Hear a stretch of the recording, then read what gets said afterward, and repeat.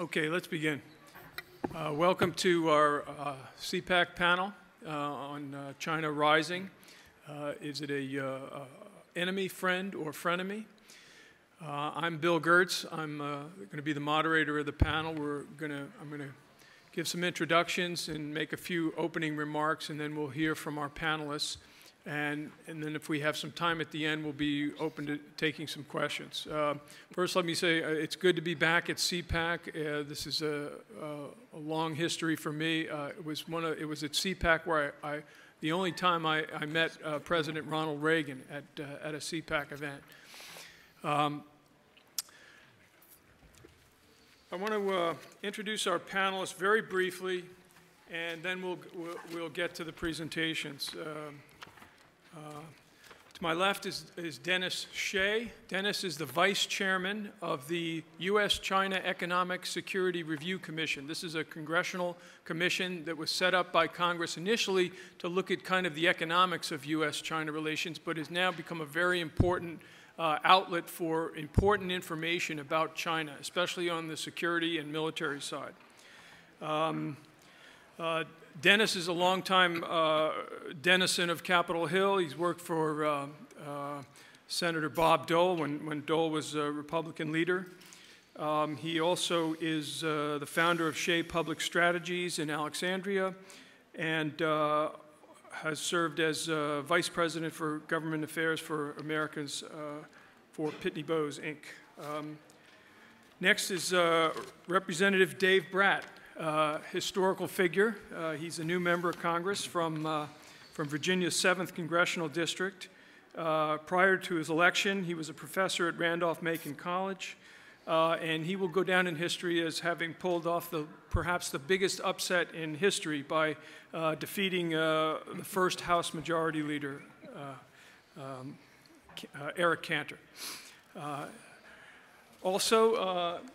Gordon Chang. Gordon is a longtime specialist who I've known a long time, very, very expert on China. His most recent book is Nuclear Showdown. He's also written the book called The Coming Collapse of China. He's worked in China and Hong Kong for almost 2 decades.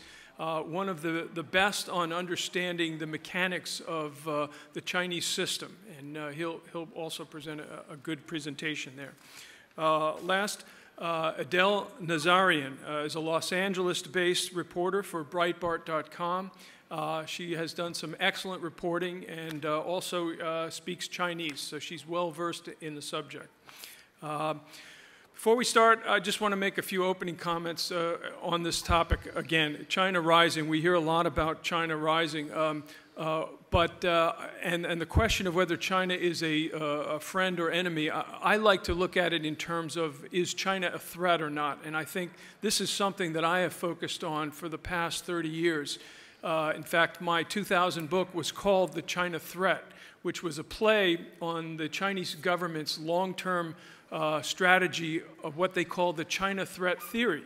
In other words, the Chinese Communist government is looking to see how opposition to China's modernization, they actually measure it. One of the tasks of their intelligence and diplomatic personnel around the world is to measure the, quote, anti-China sentiment. So I looked at this issue because I was getting a briefing at the Defense Intelligence Agency back when they used to give briefings to reporters. I was doing a story on the People's Liberation Army.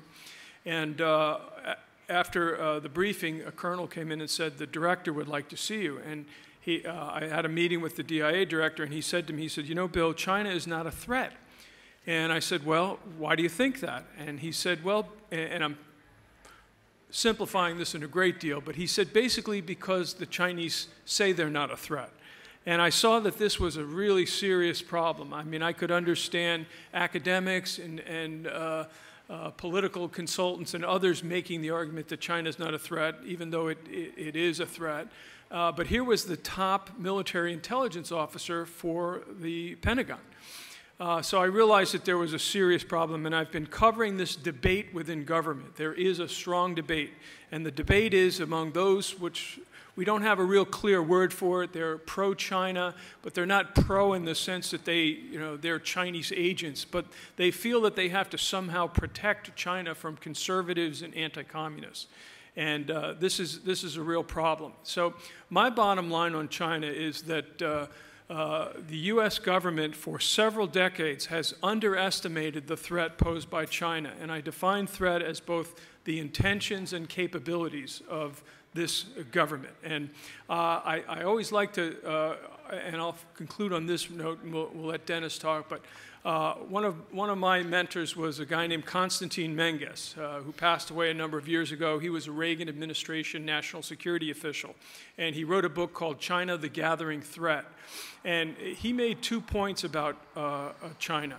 One is that China, despite its reforms, it remains a nuclear-armed communist dictatorship.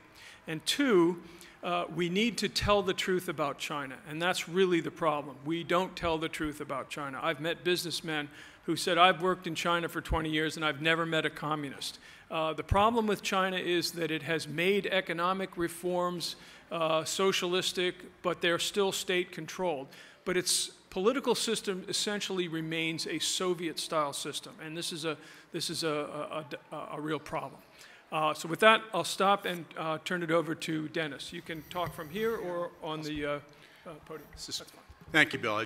Your last comment reminded me of a time myself and other members of the commission were visiting a wind turbine manufacturing company in China, and we were assured that it was a purely private enterprise. But as we were walking through the corridors, we saw a room that, I'm paraphrasing here, but it said Chinese Communist Party headquarters, within the company. So I agree with your assessment. As Bill said, I'm the vice chairman of the U.S.-China Economic and Security Review Commission. We're a 12-member body that advises Congress. We hold hearings every year. We issue research reports during the course of the year, and at the end of the year, we issue a final report to Congress, and this is it. We also have a condensed version that's only 20 pages, with all due respect, knowing, Congressman, that the people on the Hill have short attention spans. But we do this every year, and very often they're unanimous.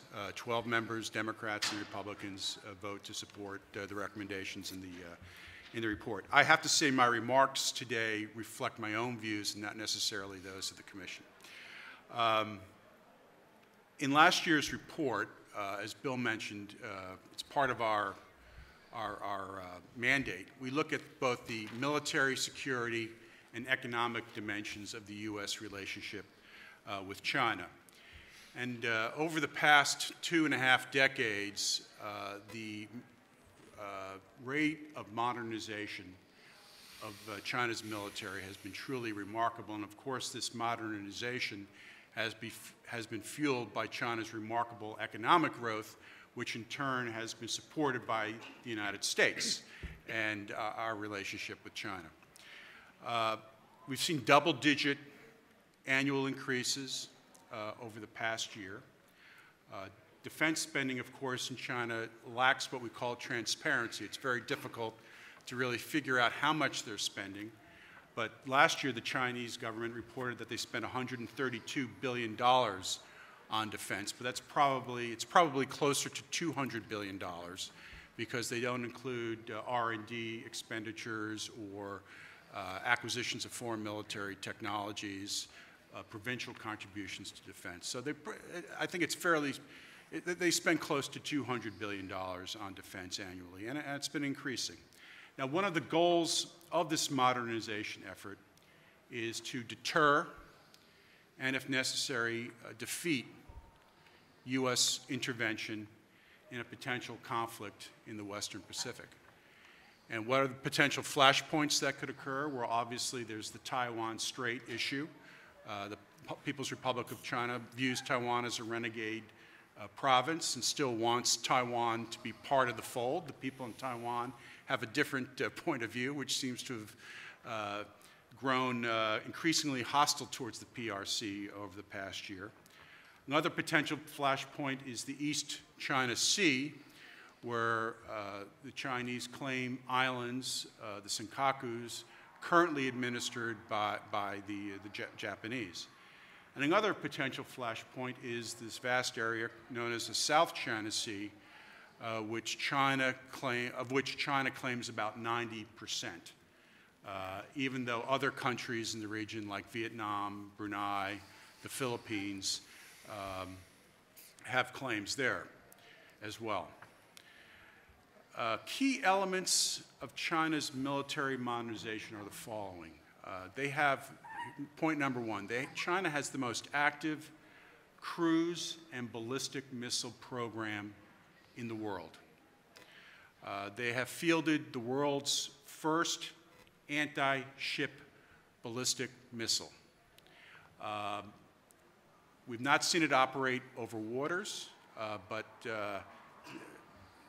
we assess it has been deployed. Now, this is often called the carrier killer missile. It's not directed at small Philippine fishing vessels. It's called a carrier killer missile.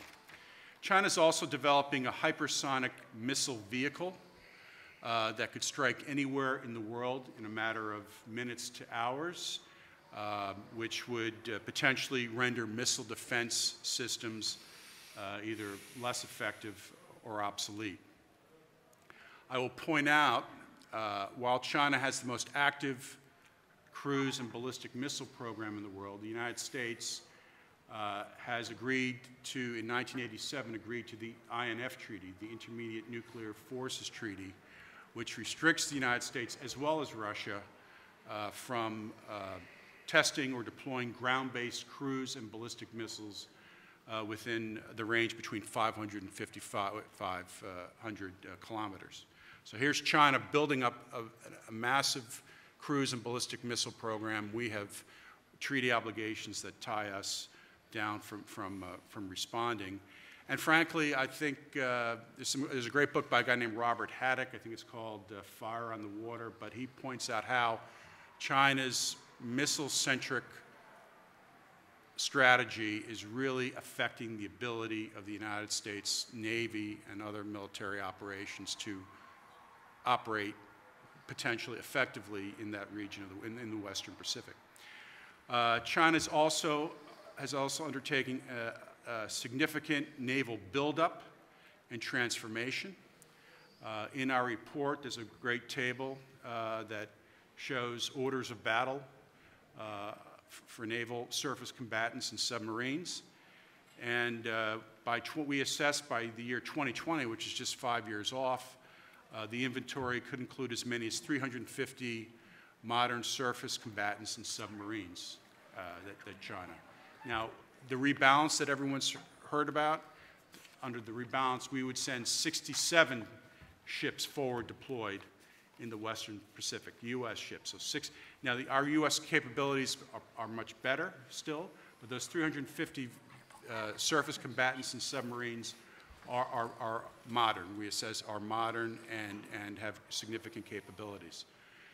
I'm going to make sure I give Congressman Brat my report before I leave today. China, and we heard yesterday, or earlier this week, from the Deputy Chief of U.S. Naval Operations, that China now has more nuclear and conventional submarines than the United States. Of course, our capabilities are better, but they are pumping out these submarines. China's also undertaken a significant upgrade of its Air Force. It has 2,200 combat aircraft. About 600 of those aircraft are modern, with modern avionics and stealth capabilities and weapons platforms. They're on track to introduce 2 new 5th-generation stealth fighters in the very near future. China's expanding its nuclear force to make it more lethal and survivable. It's hard to assess how many nuclear warheads they have because they don't tell us. But assessments generally range around 250 nuclear warheads, and the Department of Defense assesses that they have about 50 to 75 intercontinental ballistic missiles. They're significantly upgrading their ability to MIRV, have multiple warheads on a single missile. They are developing a sea-based nuclear deterrent with submarine-launched ballistic missiles. And in fact, I think it was last year, maybe the year before, but relatively recently, the Global Times, which is a government Chinese Communist Party sponsored newspaper, and we have it reported in our report, put out a story where it explained how this sea-based nuclear deterrent could wipe out the western United States, and showed they visually showed a nuclear strike against Los Angeles. As Bill mentioned, they are engaged in steady improvement in space and counter-space capabilities. They know that the U.S. military is heavily dependent upon space assets for communication and logistics and precision-guided munitions, and they're developing a capability to affect our ability to operate in space. You may be familiar with the 2007 anti-satellite test that the Chinese initiated, which deployed one of their own satellites, destroyed one of their own satellites, but created a massive debris field in space. We assess that they will likely have the ability to affect our GPS satellites in the coming years, and our military is heavily dependent on, and our economy is heavily dependent on GPS. They've spending a lot of money and effort on cyber warfare. There's a report out that Chinese cyber actors had infiltrated the contractors to Transcom, which is the unit that provides transportation logistics for PACOM, which is our Pacific Command. So let's face it, they are really, the People's Republic of China is serious about building up its military. Unfortunately, they've gotten some of their capabilities as a result of cyber espionage. A 2012 Defense Science Board report identified dozens of weapon systems that were compromised by Chinese cyber actors, including the F-35 fighter and the Global Hawk UAV.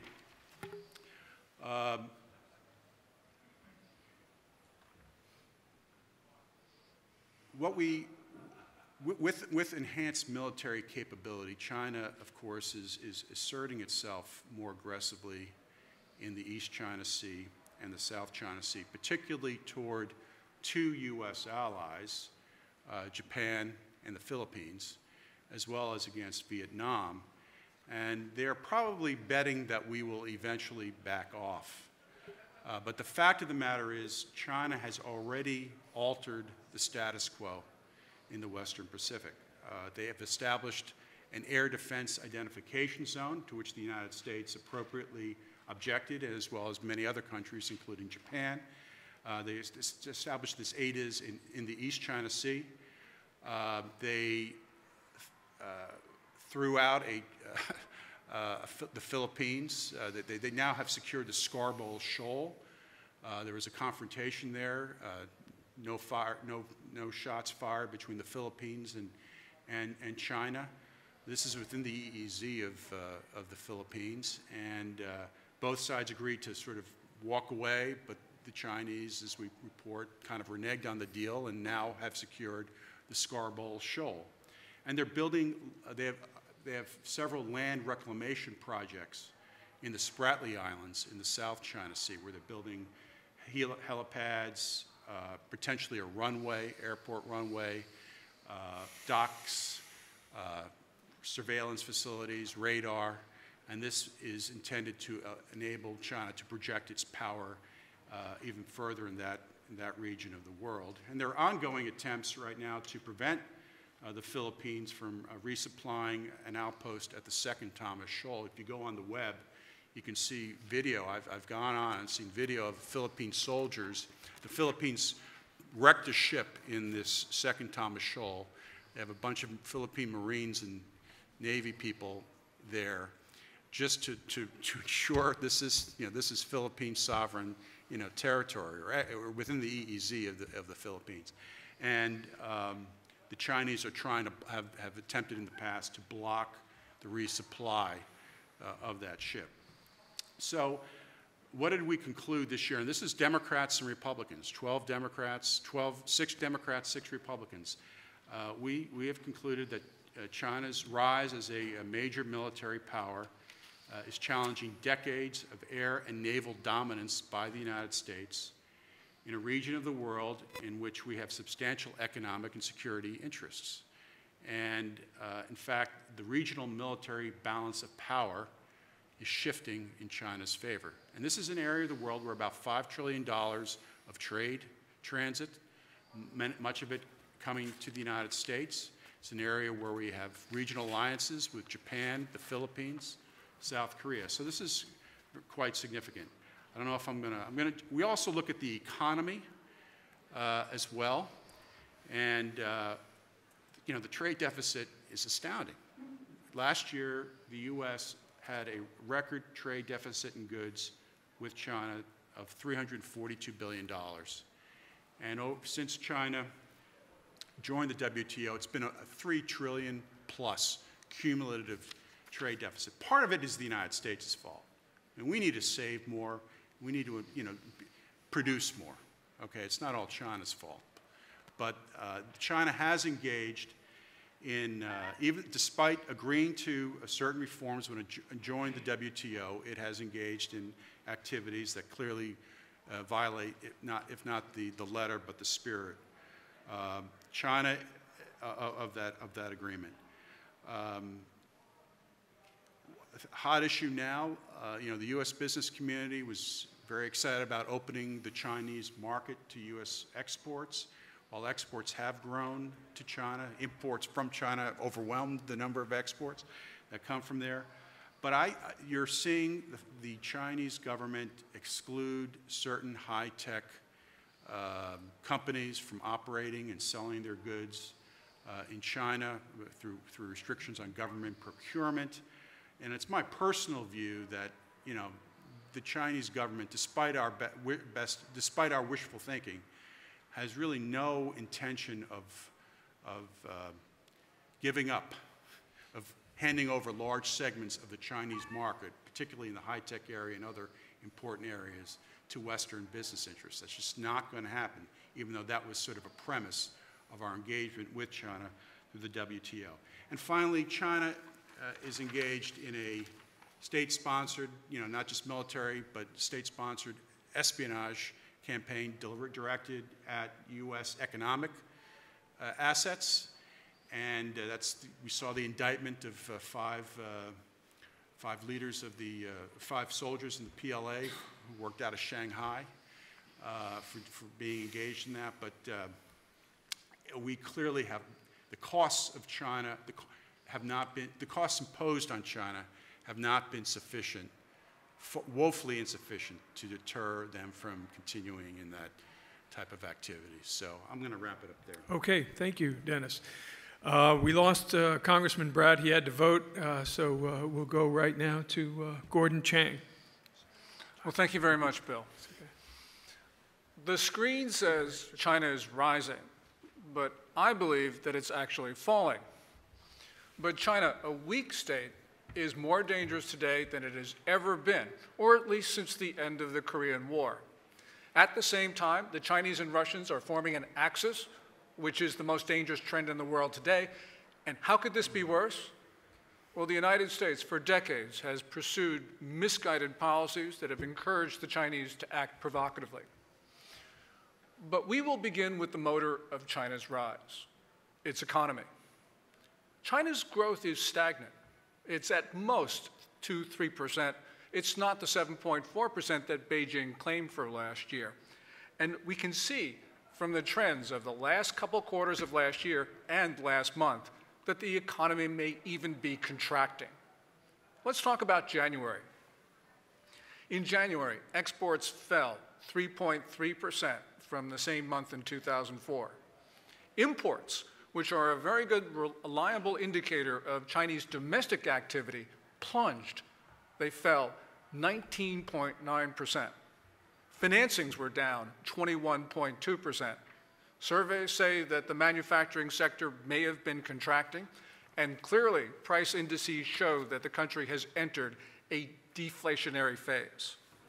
And while China's economy is slowing fast, the country is on the verge of a property meltdown and perhaps an historic debt crisis. Now, Chinese technocrats are trying to postpone the inevitable. They're doing so with the biggest spending program in history. This massive stimulus, however, is not working well, as we can see from the failure of the efficacy of state spending. In 2007, China created 83 cents of output for every dollar of government spending. That number was 17 cents at the beginning of 2013, and today it very well could be just a dime. And most of this financing, this spending, has been financed by debt. Today, total country debt probably exceeds 300% of gross domestic product when GDP is properly stated. That's dangerous territory for any country, but especially a developing one like China. Well, we know something is wrong in China when money is gushing out of the country. Capital outflow in the last 9 months of 2014 was about $450 billion, according to Citibank. And because of this money leaving China, the Beijing central government had to sell its foreign exchange, which meant that for the last 2 quarters of last year, the foreign reserves have declined by $150 billion. I think that we are almost at that critical point where the Chinese economy will no longer be able to sustain itself. Well, why do we care about Chinese economic distress? Well, of course, because for more than 3 decades, the Communist Party has based its legitimacy primarily on the continual delivery of prosperity. And without prosperity, the only remaining basis of legitimacy is nationalism. The People's Liberation Army, which is configuring itself to fight the United States, as Dennis has shown us, is really the embodiment of that nationalism. And China's militant nationalism is creating friction in an arc of nations from India in the south to South Korea in the north. At the same time, China is taking on the United States. China, as we just heard, is trying to appropriate for itself the international waters of the South China Sea. If there has been any consistent American foreign policy over the course of 2 centuries, it has been the defense of freedom of navigation. But China, however, is trying to drive the United States off of high seas and out of international airspace. It's not just that Beijing is hostile. Right now, its foreign policies make little sense. In the past, Beijing threw tantrums, and they even started wars when they wanted to punish a neighbor. But Chinese leaders were always smart enough to take on just 1 or 2 targets at a time to make sure that they were successful. And in fact, they almost always got what they wanted. But today, however, Beijing is taking on many of its neighbors and the United States at the same time. The party is lashing out, and that is not a good sign. If nothing else, it betrays a lack of strategic thinking. And we now have to be concerned that Chinese leaders are acting according to a logic that the rest of the world is not familiar with. Now, we shouldn't be surprised, because all is not well in Beijing. China's political system is showing signs of strain, torn by infighting at the top of the Communist Party. At a June 26 meeting of the Politburo, Xi Jinping, China's newest leader, started to talk about how his signature initiative, this so-called anti-corruption campaign, which is really an old-fashioned political purge, but Xi Jinping was talking about how this anti-corruption campaign was stalemated. And then in melodramatic terms, he even spoke about his own death. Now, given the coup rumors of the last 3 years, all of which are in connection with this leadership transition from former leader Hu Jintao to Xi Jinping, maybe he was being serious. But in any event, as Xi Jinping struggles to consolidate control, the flag officers, the generals and the admirals are gaining political influence, and they're becoming power brokers in the faction-ridden Communist Party system. In September, local Chinese commanders defied Xi Jinping during Xi's visit to New Delhi. Now, local commanders on the ground were conducting military operations against India at the same time that Xi Jinping was there. And Xi Jinping gave orders to his commanders to leave Indian territory, but they defied him. Today, the flag officers may not make policy on their own, but they're nonetheless getting the latitude to do what they want. And as is apparent from the September event regarding India, Xi does not fully control the military. Now, there have been continuing purges of generals and admirals and a series of loyalty oaths by them to the Communist Party and to Xi Jinping. Both of these are sure signs that Xi Jinping knows that the top command of the People's Liberation Army is not entirely loyal to the Communist Party. Now, these continuing events are inconsistent with the narrative that Xi Jinping is himself in command. I mean, if he were, there would be no need for purges. There would be no need for these series of loyalty oaths. And the fact that they exist mean that there must be a fluid situation in Beijing at this moment. So there is some instability. Now, Chinese belligerence makes no sense unless you think that Chinese leaders do feel insecure. And an insecure Xi Jinping is finding a junior partner in Vladimir Putin. So we have two rogues, China and Russia, forming an axis. The United States has not had to confront two peer competitors since the end of the Second World War, and we have not faced a united China and Russia since the last days of the 1950s. But today, however, Beijing and Moscow standing together challenge us. Vladimir Putin and Xi Jinping talk about the uniqueness of China-Russia ties, and their relations, as they now both perceive them, are truly one of a kind.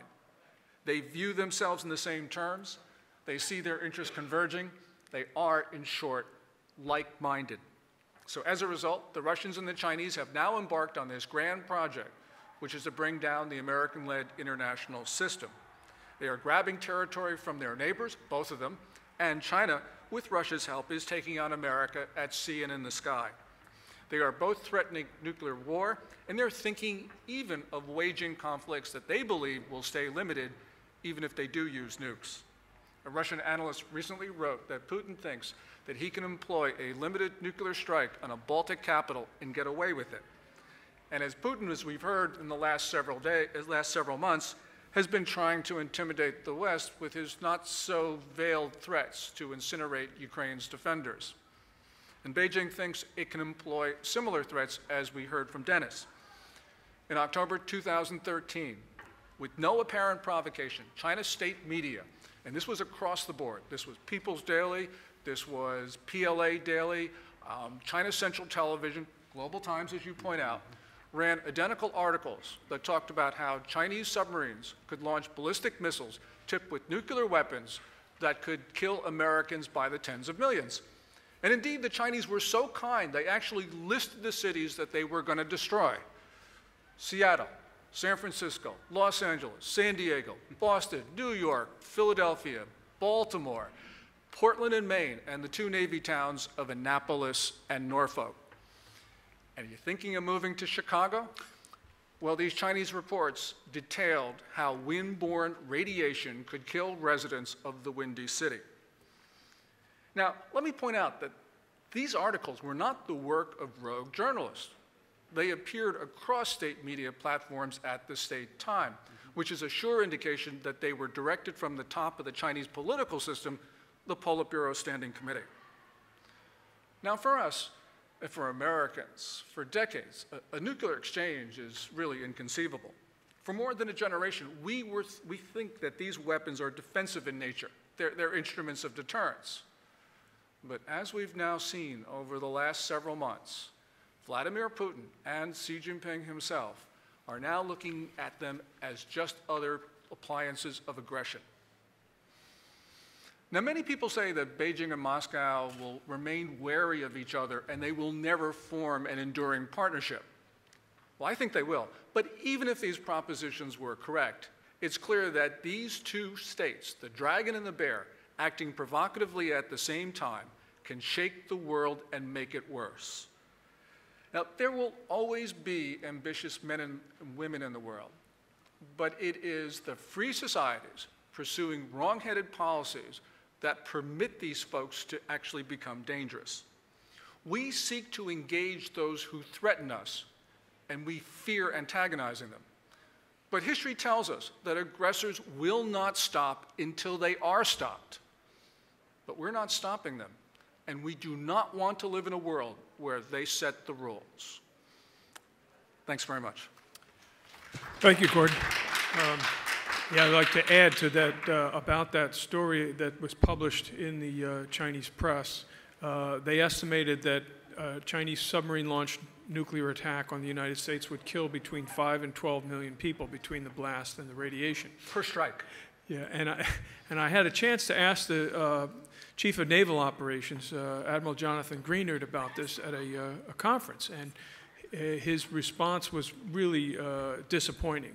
He basically tried to poo-poo the Chinese submarine-launched missile threat and said basically that he didn't think it was credible. Again, a real failure on the part of America to tell the truth about China. Our last speaker, Adelle.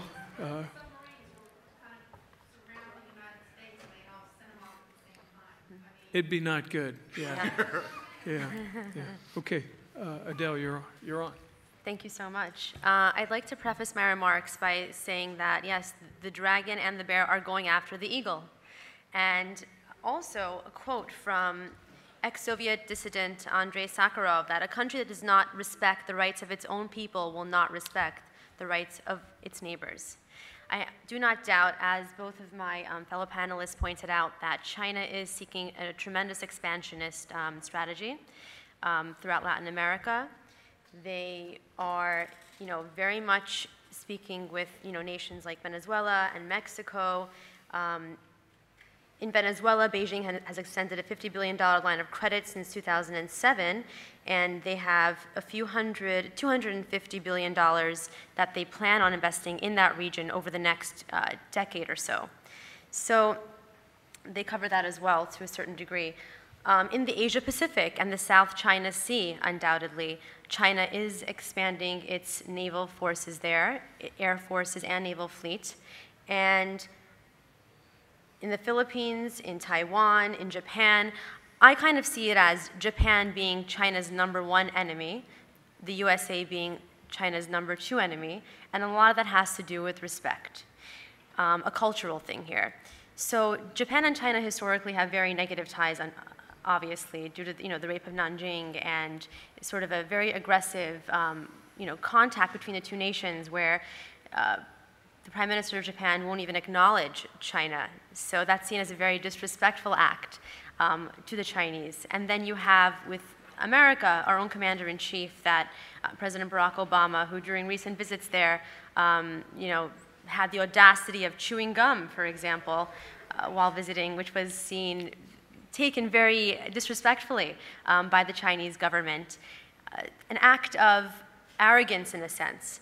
And a lot of the animosity and enmity towards the United States, I feel, comes from the fact that the USA does not treat or view China as an equal. And they have essentially taken that to seek to replace, not replace necessarily, but to mimic and to outdo America's role as a global hegemon by creating their own, by seeking strategic alliances with US allies traditionally and taking over the role of the US in these areas, in these regions. So I see India in Asia as being a very critical strategic alliance and strategic partnership for the USA. I think Narendra Modi is doing a fantastic job in terms of garnering strong military support, growing the naval fleet out in India, and preventing, in a sense, the rise of China in those regions. I mean, Sri Lanka, which has been at odds with India due to the previous leader of Sri Lanka actually kind of strained relations between India and Sri Lanka because of their ties with China. The new prime minister who was voted in has actually been seen as fostering a stronger relationship between India and Sri Lanka again due to cutting off a deal with China to invest there. So India also it's kind of a choke point on the way to Iran. As we know, China imports about 60% of their oil from Iran, the Islamic Republic of Iran, And Russia, which is also aligned, as my two fellow panelists pointed out, with China increasingly, has invested tremendously in the Iran and Russia relationship, which is the other huge threat to the United States and Western civilization as a whole. So in 2012, actually in 2014, Russia and Iran had signed an agreement together where the US essentially greenlighted Russia to build up to 8 nuclear reactors throughout all of Iran. We didn't stop them. And security and intelligence sources close to me revealed that this has actually been happening for way longer than that, for the past 4 years. Now, Iran can't be stopped. That goes without saying. What we can do, though, is to build up our own strength and to ensure that we have the capabilities to go against any kind of threat that we may face as a result of their growing threat throughout the world. Yes, China and Russia's axis is definitely a threat. I don't see China standing alone as a threat. I see the strategic alliances that Russia is making as being the true threat. That's where China is gaining its strength. And having spent some time living in China, having studied the language and speaking it, I say it goes without saying that you have to keep your friends close and you have to keep your enemies closer. So it's possible that China is both a friend and an enemy. And they themselves are grappling with a tremendous power struggle at the very top, where the own army stands in a position where it sees itself acting autonomously from the central government, which was displayed with Xi Jinping's recent visit to India, for example, to the contested territories, where the military did not retract, the Chinese military did not retract, even though they were told that they should have by Xi, and it was an act of defiance. So I do not foresee China necessarily getting rid of their communist ideals over the next few years. I see them kind of transitioning via their alliances to deal with democratization in the front, but still having that very strong hold at the core. A lot of people have brought up the topic of censorship in China.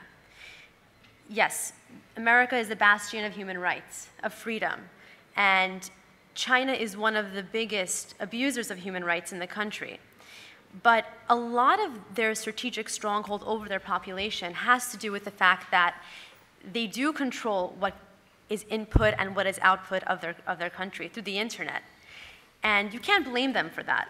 They are dealing with a massive population, far greater than our population, and there has to be a certain ability to have a hold over your people to ensure that there isn't an uprising. I personally have to say that regarding the comments before, that there will be a coming war, you have to look at the population. There are so many more men than women, for example, and that estimate's only growing. China's one-child policy was directly to blame for that. China can blame itself for that. And in a nation where there aren't enough women, well, there are going to be a lot of angry men. I can tell you that. So over the next few years, there'll be, not enough women. They're going to have nothing left to live for. You see a similar phenomenon happening in the Arab world.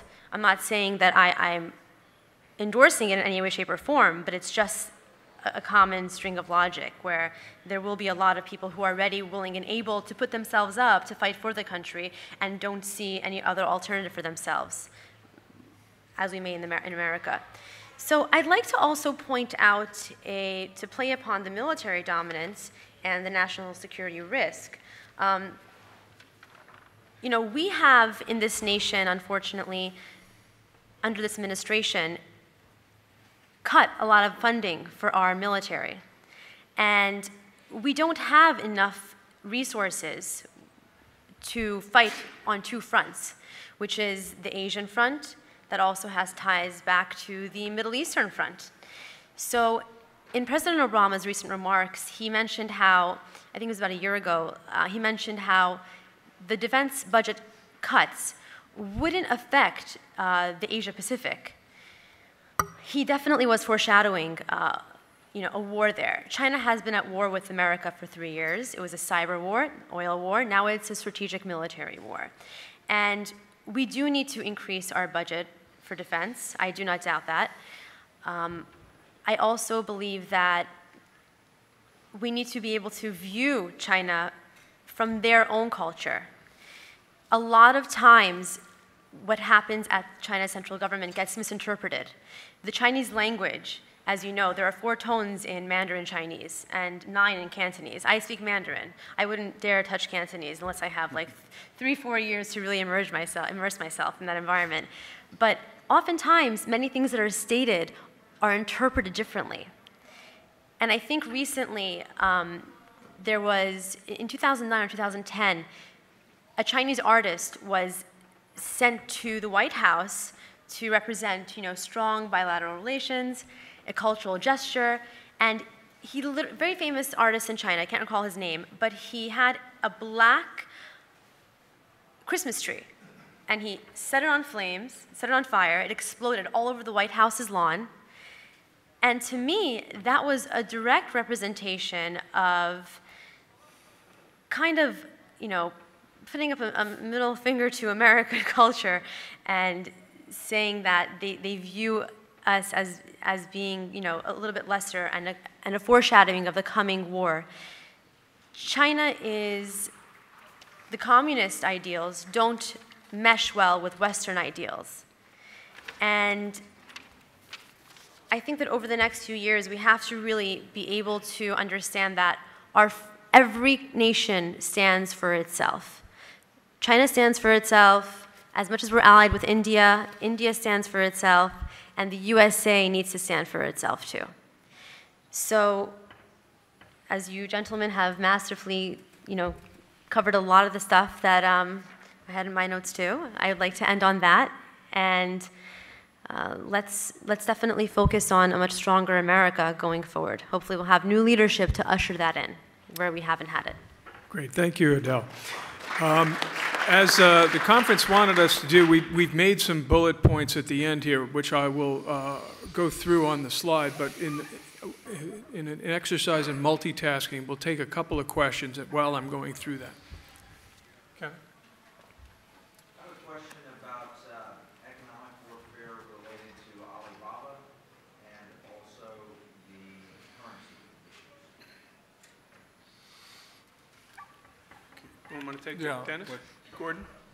Economic warfare related to, the thing about Alibaba, that would concern me and is from the investor perspective, because it is the IPO that was issued for Alibaba was based on something called a variable interest entity structure, which is technically illegal. The people who are buying the Alibaba IPO were technically buying into a Cayman Islands holding company, not into the assets in China, because that's illegal for foreigners to own majority stakes in internet and information communication companies. So, technically, they're trying to clarify this from the Chinese perspective. They put out a new foreign investment law, a draft.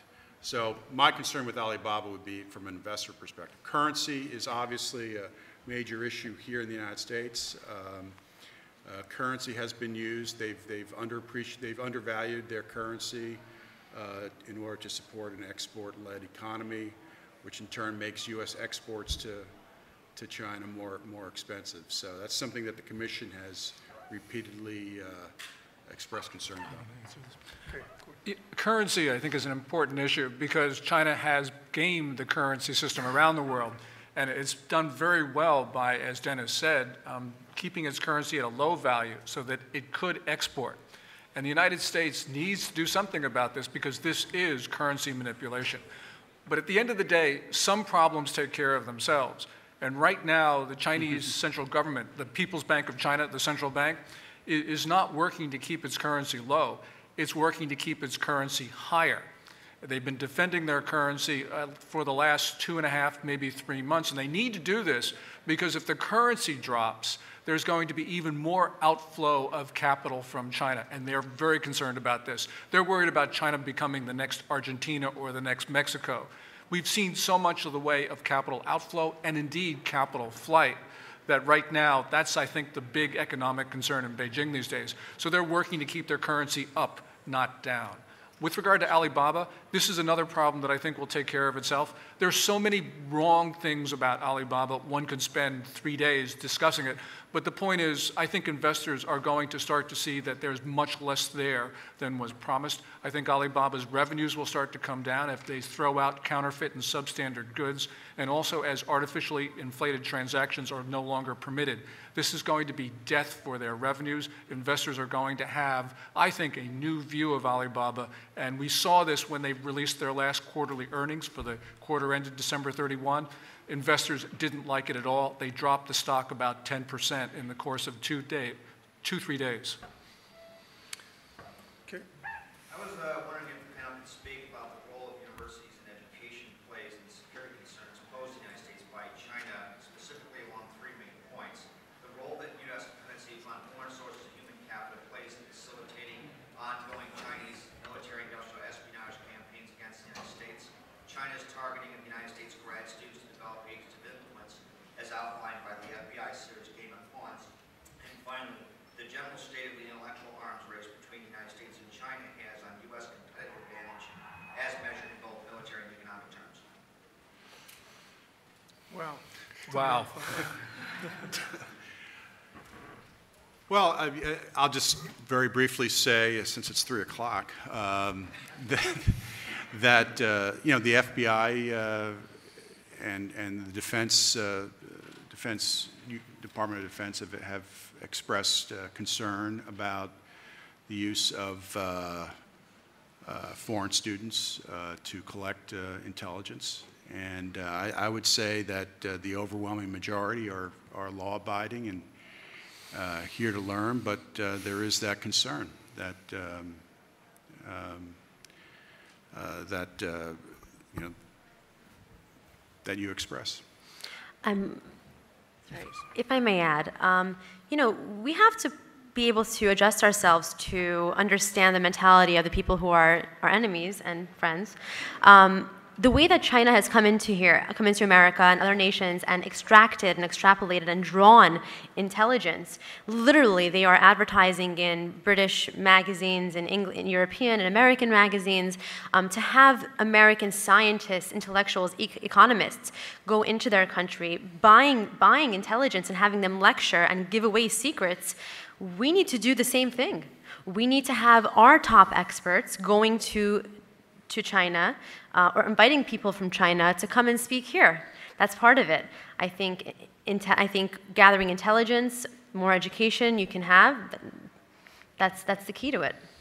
It's right in front of our eyes. Okay, we have time for one more question. Right there.